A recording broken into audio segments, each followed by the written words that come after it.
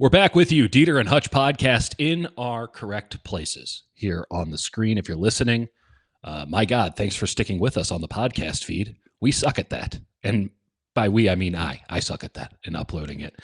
Today is a very fun episode.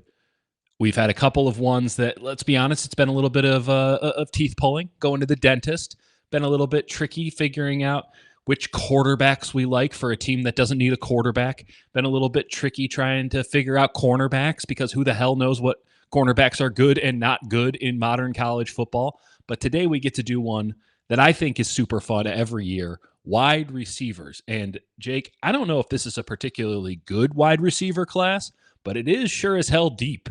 They got wide receivers. So many of dudes. Them. I don't know if all the dudes are dudes, but there's a lot of dudes.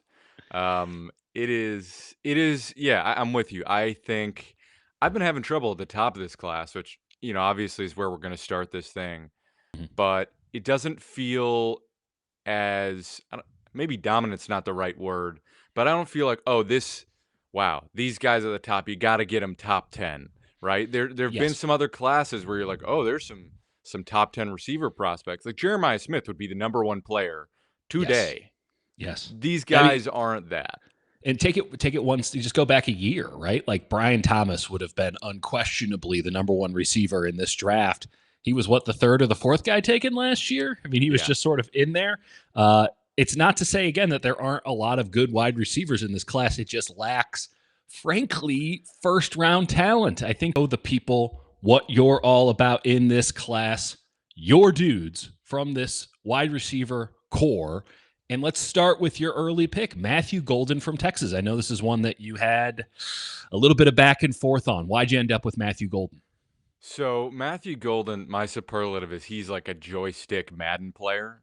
If it works out for him and he is everything that he could be, he's a guy that can take the top off a defense, who actually has a little bit more size than you initially think. You kind of think he's going to be like a 5'9" guy, and then you realize he's like 6 feet and he can actually block surprisingly well. He's a guy who I think has a decent amount of route craft, snapping off at the top of his routes. He's impossible not to be entertained by. I mean, obviously, he ran a 4.29 at the combine. Fast. He was huge for Texas. He's got surprisingly good contested catch ability. I think the problem with him, and there's a problem with every single one of these top first-round talents, right? Right. Or first-round talents, right? There's some sort of limitation or flaw with all of them. For me, I worry about him against press man, and I don't necessarily worry about him press man for his career. I think he's going to develop there. I think he's got too much talent. I think he's got too much initial craft as a wide receiver. But I think he's going to be better in off man and against zone to start off. I think with him, it's like the timing and the pacing of his routes. Guys have a feel for what he's trying to do, and even though he's faster than them, they can sort of see it coming. And when they press him, he has a little bit of trouble disengaging, even though I think he does have some strength to him. So I think for me, it's an interesting player where incredibly talented, and I do think he has route craft. He can snap off. He can run a variety of routes really well. His footwork is pretty good. But right off the line of scrimmage, he can get grabbed and held and struggle a little bit to disengage. And I think that'll develop over time. But, we're talking about a guy who could maybe go top 15. Right. That would be a concern if you're going to take him that high. For me, I think the upside, fact that he's going to gash zone defenses, I think from day one. I think he can play against man and might just take some time. I think the talent and the production at a huge school in high-level games is there. Of course. I think he's going to take a little bit of time to develop in the way you want for a true number one wide receiver, although I do think he can potentially play X and Z. Let me ask you, does he strike you as a true number one receiver? I'm not talking about X. I'm not talking about Z. I'm not, does he strike you as a go-to guy for a team for years to come, in the mold of, just going back to last year's class, a Brian Robinson or even a Marvin Harrison Jr., who I'm not sure is that guy, but at least looks the part and certainly looked it coming out of college. The way that for our second time today. Jeremiah Smith certainly will be whenever he comes out. Is he that guy, or is he just a part of what is in general a nice wide receiver class? Or a nice wide receiver group for a team where, if you have him, you're really good. But if he's your number one, you're really bad. Because that's my concern with Golden. I get that. I get that completely. And I think he can be a wide receiver one. I think if he's your wide receiver one from day one, fans are going to be frustrated. Right. I do think, like in year one, if you're just trying to target him against some of the top tier corners, like you watched against Clemson, it was AJ Terrell's younger brother. AJ Terrell's younger brother is really damn good. But he looked better than Golden as a player, and AJ Terrell's younger brother is not in this draft class. So again, this is the guy I'm putting out there that I like.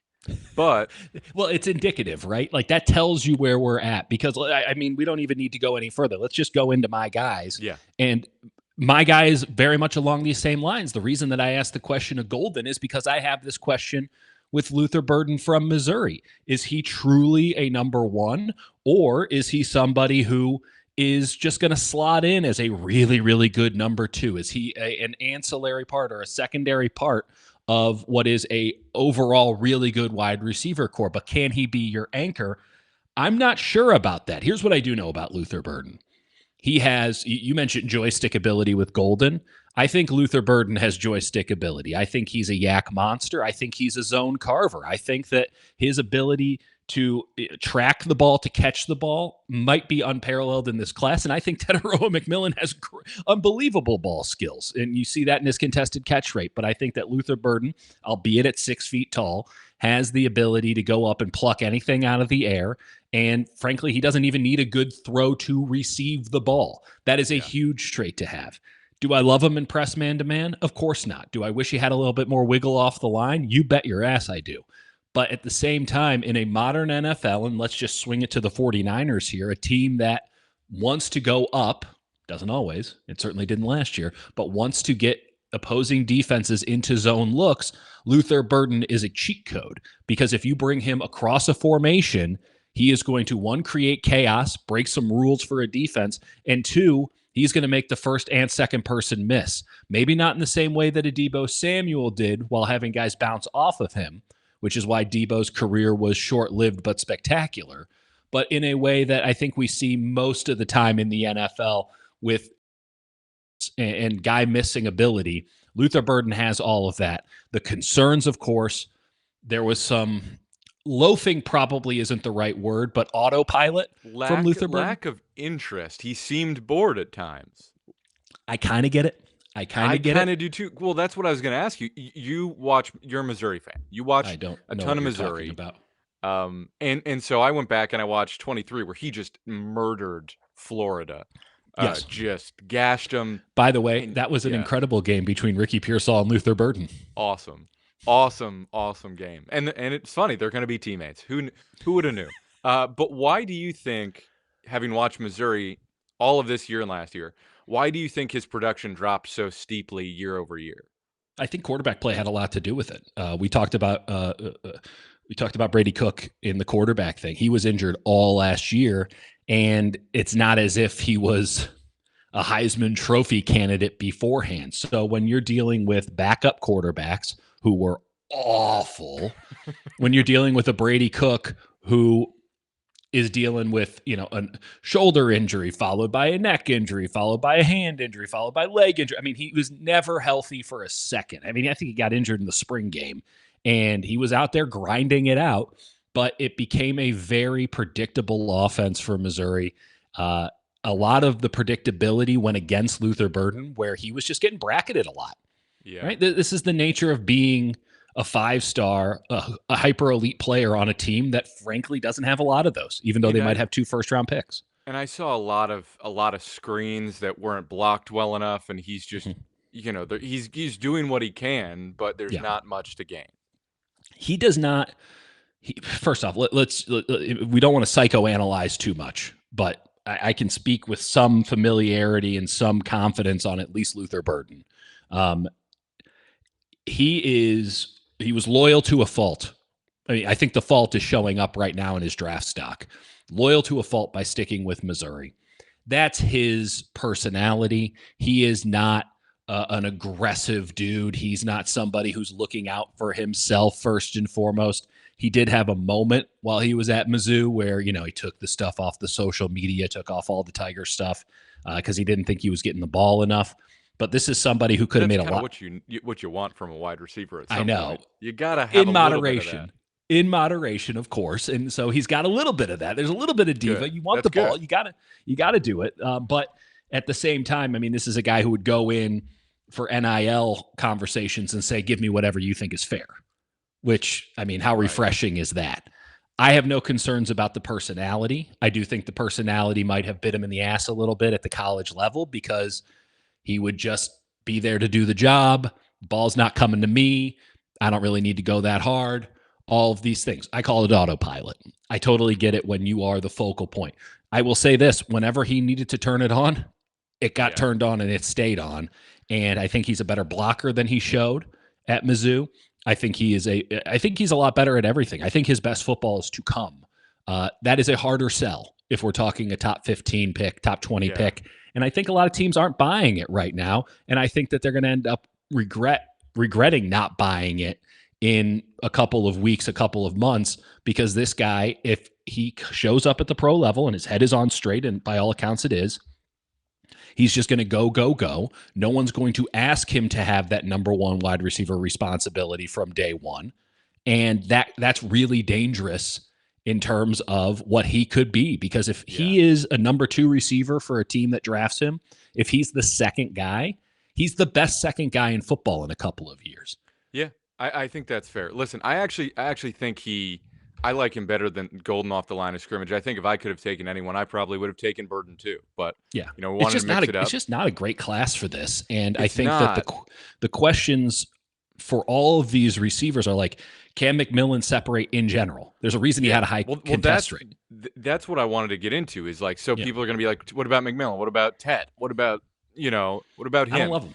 So here's the thing. I think he's going to be productive, and I think he's going to make some sick plays, right? Totally. But he's a little bit of a George Pickens to him, kind of like a sick play merchant. He's weirdly shifty underneath, but like when it comes to vertical routes, I don't see really any route craft, as a vertical receiver. What he does have is he's able to disengage by pushing off, and that might work. He's DK Metcalf, George Pickens. I mean, it's like OPI on every play, and he's pretty. He's a little smart with it. He can be clever with his hands, and he's an incredibly good contested catch receiver. Unreal. I just don't see him as like a proper NFL receiver who runs routes, and so I think he's sick. He's great in the open field. He has no business being as light on his feet as he is, and I think he's someone where honestly, a little bit of his comp to me is Kelsey,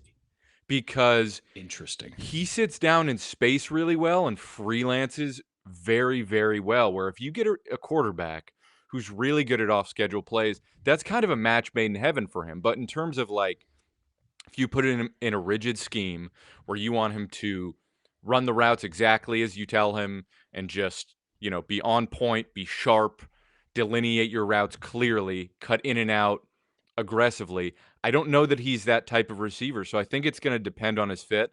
I think he's talented and physical enough to be productive, but like he's not necessarily my type of receiver. No. And so that's the group. You got Golden, who's like really athletically gifted and I think is crafty, but I think is going to take time to be like a proper man beater. McMillan, who's not really running routes. He's just having fun out there and he's sick at it. Burden, who's kind of my favorite, but like loafs a little bit, looks a little disengaged, and there's times out there you kind of scratch your head, lack production. And the last guy I'll mention in this top group is like Egbuka, who I think has probably the safest floor, but like he's just going to be a great slot receiver from day one, but I don't know that he's ever going to be more than a wide receiver too. He's Brandon Cooks. He's just Brandon Cooks. There's nothing wrong with Brandon Cooks. Brandon Cooks is a really good receiver. He's stayed in the league for like 37 years for a reason. Like everyone's looking to add Brandon Cooks for $5 million a year in perpetuity. There's nothing wrong with a Brandon Cooks. But when you're drafting in the first round, you probably shouldn't be drafting Brandon Cooks. Which brings us to then My mid-tier, and this is a bit of a stretch, but I do think that this is how it's going to go.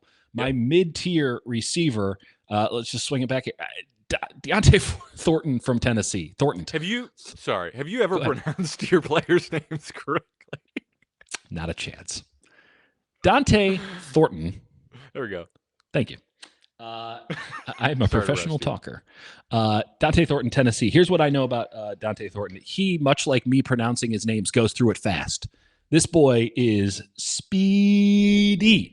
And that is absolutely awesome. You mentioned Golden, 4.29, right? Well, I got Dante Thornton at 6'4", 205 pounds, running a 4.340.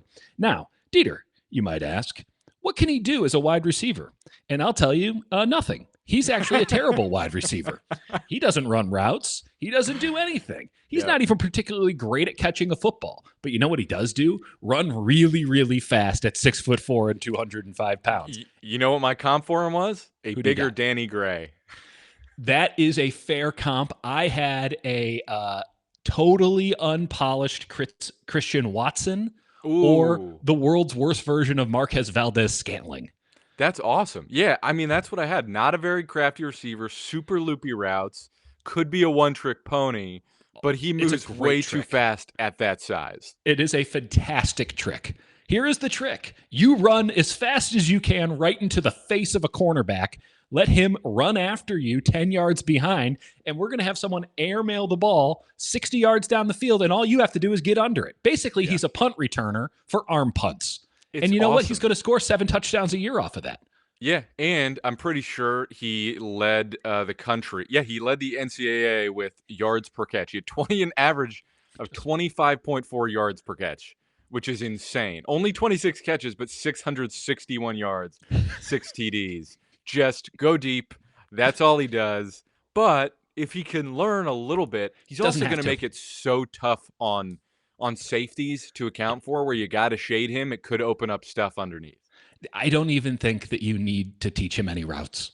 Jake, I literally mean this. Like, you're not drafting this guy. And by the way, I'm saying like 125 to 150 here.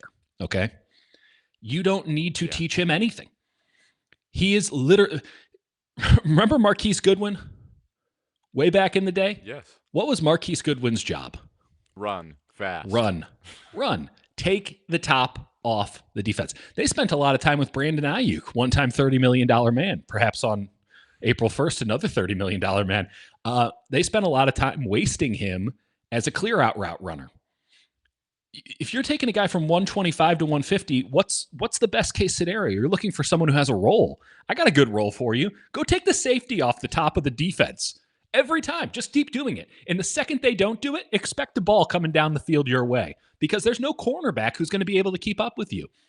Derek Stingley is getting paid $30 million a year. He can't do anything with 6'5" and 4.3 speed. He can't do anything with it. And this is Christian Watson, if he could ever stay healthy, isn't a very good route runner. He's actually not particularly good at football. You know what he is? Fast as hell and 6'4". Yeah. Marquez Valdez-Scantling is not a good football player. You know why he's been in the league for 10 years? Because he's runs a 4.340 and is 6'4". Like, Rashid Shaheed is not a particularly good football player, and he has not had particularly good quarterbacks. You know what he can do? Run really fast down the field and catch the ball when someone puts it up there for him, whether it be Derek Carr or Spencer Rattler or Taysom Hill. It doesn't matter. Just throw a punt down the field and he will find it. This is a very, very valuable skill. Last year we had, first off, Golden might only have this skill, and he's not 6'4", 6'5". Last year we had Xavier Worthy. Yeah. This is his one skill. He's a first-round pick. That's what I was going to say. Yeah, that's what I was going to say is you're paying a first-round premium for like Xavier Worthy, who really just runs fast. You get this guy in the 4th round. That's exactly what I'm saying. And will it work out? Probably not. But could it work out? Awesome. Yes. And at least you don't have delusions on what he will be. It's like, yeah. I have a guy who's not too dissimilar. Okay, lay it on me, big fella. Doesn't have the same size, and he's coming off an injury. But I've got Torrey Horton from Colorado State, who was awesome last year, who actually performed fairly well against man coverage. I don't think they ran a lot of garbage there, like a lot of trash where you're just like, can you just like it's just a tunnel screen every goddamn time. Jake is Um, finally getting. I know you don't experience it in the fall, so I'm glad you're finally feeling it now, like the full Mountain West experience. Dude, it's like, can somebody run? Can you run a play? Every play Nope. is a drag route for this guy or a tunnel screen, and he does it incredibly well. Like the ball in his hands, he's super fast. He's 6'2", ran a 4.4, huge vertical. Like he's super athletic, coming off an injury where he got, he had a knee injury in the very early on in the year, but like produced at a very high level in 2023. So for me, I think he stretches the field. He's going to rip off, vertically and just destroy teams in space if they play zone underneath. Mhm. Um, I'm not sure about the route craft, but that's also a Yeah. product of where he was and what they were running, and the fact that there's like no tape on him from this year, really. So I think he's a guy that's going to make plays with the ball in his hands. He's got good size. He's 6'2". He actually blocks his ass off, which is surprising He given is. that He he's does. skinny. Yep. But the downsides, coming off an injury, might not have the route craft to attack man coverage. I think he's a little. Maybe Rashad Bateman's not the right comp, but I see a little bit there. I get that. Um, I get that. Sort of similar size. They both ran like a 4.4. Hmm. Good vertical, but not like the most dominant athlete you've ever seen, but pretty good size, pretty good speed. You got some question marks, but again, in round 4, like he's got a lot of upside, sort of similar to what we're talking about. And if he was healthy this year, he's probably at least a round 3 guy. So, I like him. There's a lot of people who really, really like Horton, and I get it. I see it.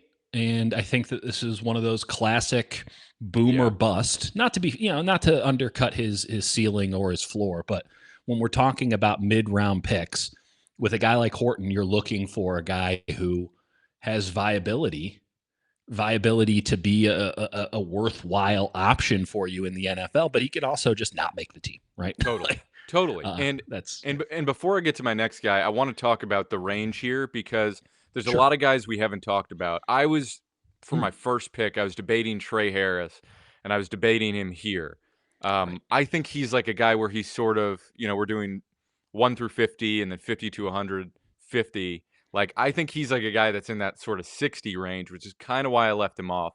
But I like Trey Harris a lot. I just don't think he's a first rounder. And, Get I in think line. late second round, but he's a really, really fun guy. And then some people there's the 2 Iowa State guys. There's Jalen Noel Yeah. and there's Jaden Higgins. Some people have Jaden Higgins as like the third best wide receiver. I don't see that at all. I think Jalen Noel's a better receiver than him. I think Jalen Noel's an awesome receiver He's more who, Sutton. right, he's probably the best route runner in this class. He's He's a great crisp. contested catch player. He's what, who's the guy that the Jets drafted? Not Malik Washington, but the guy out of Western Kentucky that everybody was obsessed with, Malachi Corley, Malachi Corley. who we He both hated. Right, but I think Jalen Noel is what I think people thought Malachi Corley was supposed to be. Like he's super Interesting. crafty. You can put the ball in his hands. He's going to run. I like him. I like him over Higgins. But again, like I don't know if I want him in round 2, and that seems like where some people are mocking him. Yeah. So No, it's too aggressive for those either are of the some Iowa State guys. It's too aggressive. I liked them yeah when they were quirky late round options, and now I think yeah the hype train has gone off the rails with both of them. yeah yeah. I'm not saying they're not going to be decent enough pros, but like I don't hate them as much as we hated Malachi Corley last year. Right. I mean, I just Jake, you just said Malachi Corley and Kraft in the same sentence, and I openly laughed. Well, I mean, in terms of like people didn't really recognize that. Like he was like a What were they people kept watching? comparing him to Debo, which was inaccurate. He was a guy that was like an underneath target that can't really take the top off a defense. Um, He was a slow yak yardage merchant, and it's I like know, that doesn't train. but what I Did he even mean make the is team? Noel can actually attack a defense with some dink and dunk stuff in the way Mhm. that people imagined Corley would. No, Um, that's fair. That's fair. so He's more of a true slot receiver. He's more of a yeah, classic number 3, souped up Ray McLeod. yeah. The, What was the name of the what was the name of the white guy on the Raiders? He's not Lad McConkey. That would be unfair to Lad Oh my McConkey. God, he balding our Yeah, balding man. Hunter Renfro. Yeah, Hunter Renfro. He's like a souped up version of Hunter Renfro, a tighter version of Hunter Renfro. That's fair. That's fair. I mean, Hunter Renfro was Yeah, he a was pretty good awesome player for that year. for a second. So okay, And Noel, I think, has more athleticism. He's super freaky athlete. Anyway, last guy I want to mention in this range before my yeah, player, Alec Io Manor out of Stanford, who is a guy that some people absolutely love, and I think he could develop into a number one receiver. But really? I don't think he has really any understanding of route craft and how to stem his routes to create easy separation, tack hips. He's had some awesome games and like make some home run catches. I mean, we saw But that I game think against Colorado in 23. yeah, he's fun. He's super fun. I think he's going to take some time to develop. Might need the Brandon Ayuk rookie treatment. That's what I see from him. He's a guy that like has the athleticism of first rounder. I would want to get him in round 3. Probably won't be there. Anyway, I moving don't on to like him. I don't like him at all for what it's worth. I mean, fair. Stanford's in our backyard. I mean, it's closer to you than it is to me. And I know he had that game against Colorado 2 years ago, which was, some double, triple overtime thing and a 27-point comeback. And he was just mossing dudes left and right. And he got Travis Hunter once. And oh my God. Again, guy in our backyard who I didn't hear from between that game and the time someone suggested he was a second round pick. And I'm like, wait, in the NFL draft? I'm with you.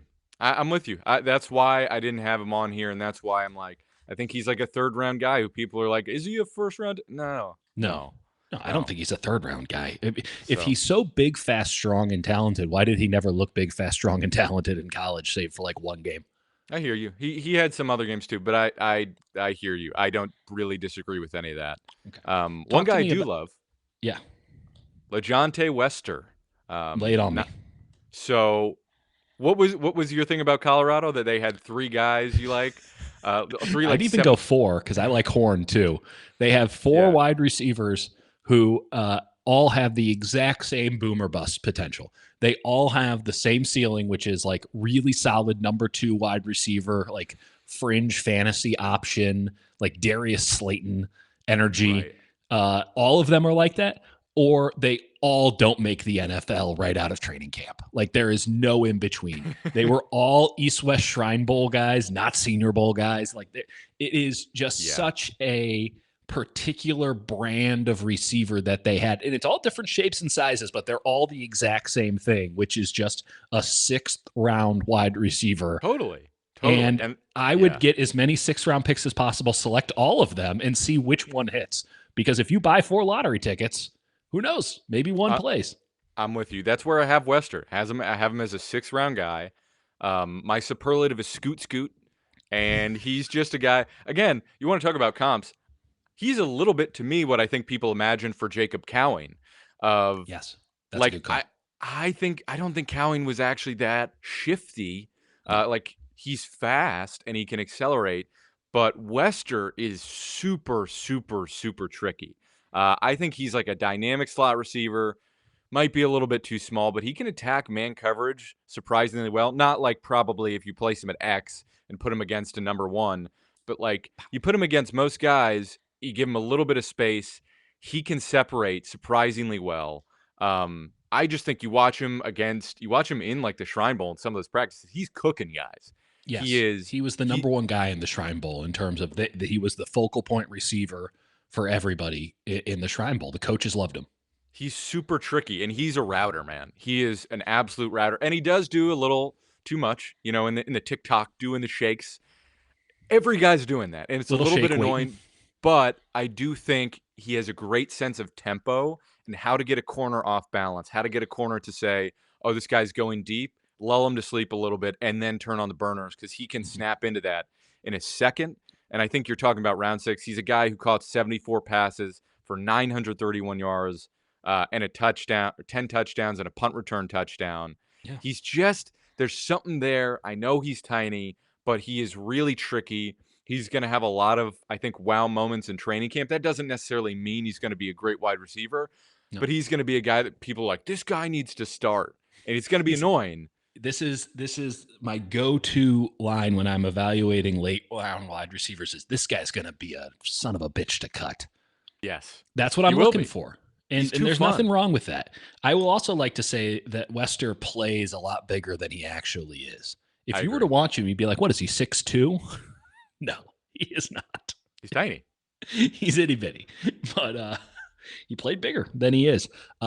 This is my final guy here, Jake, is someone that I mean this, have heard nobody talk about once.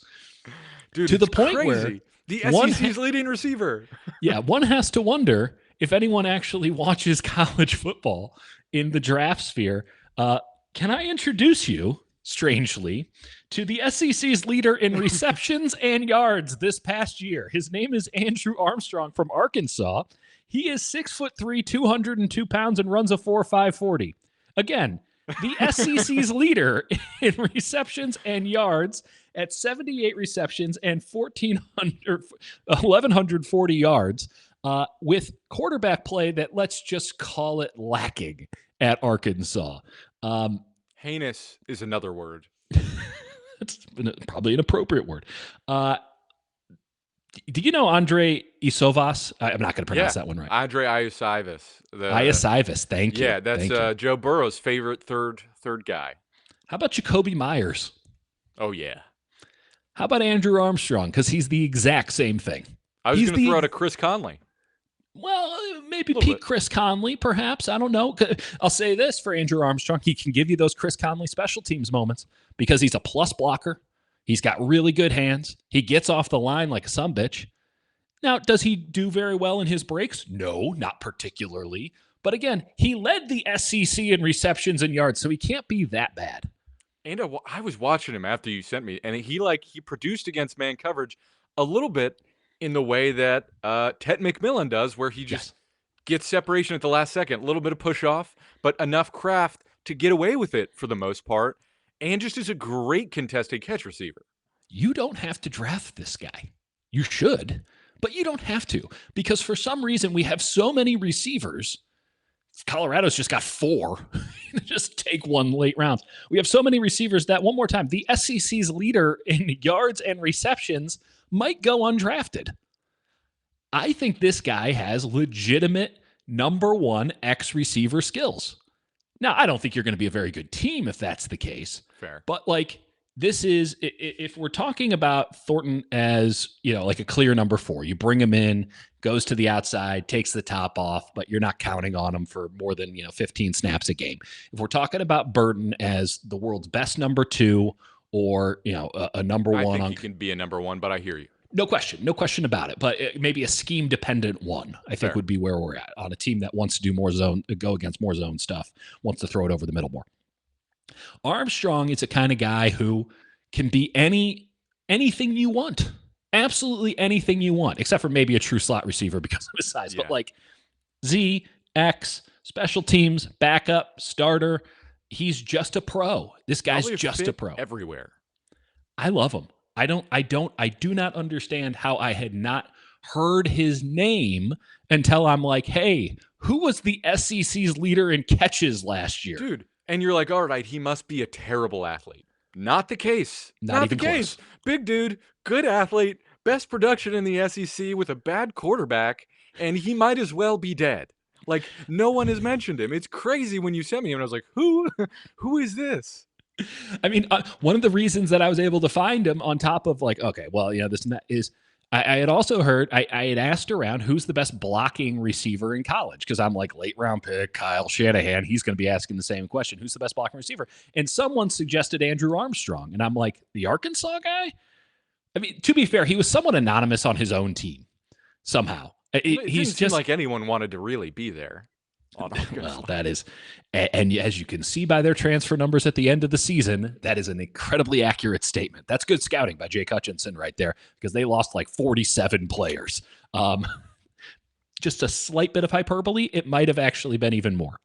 Regardless, Andrew Armstrong, 6th, 7th round, someone's got to like him. One of 32 teams has to have seen this tape and go, yeah, we could use that, because there's no way that this guy doesn't make a team as just A Totally. solid pro. Totally. Andrew Armstrong. I can't love him. believe that we're the first show to ever mention him. I genuinely, I really like the kid. I think I put like a round 5 grade on him. I think you could probably be fine with him in round 4. Like, Totally. he's really good. He's really well rounded, and he's going to be solid. He might catch 600 yards every year in his entire career, but he's going to do it every year. He's going to be super consistent for you. Not going to have to worry about him. I love him. Andrew Armstrong is one of those guys who, on day 2 of free agency, are like, they paid him $14 million a year. Right. 100%. And I couldn't be happier for him, given that this is where we're starting. Okay, Jake, as much fun as we had with wide receivers, and I do think that there are plenty more that we're going to talk about here before the draft goes, because the deep cuts are insane. Unbelievable. I mean, I found this kid from Ohio. You won't believe the guys we're finding.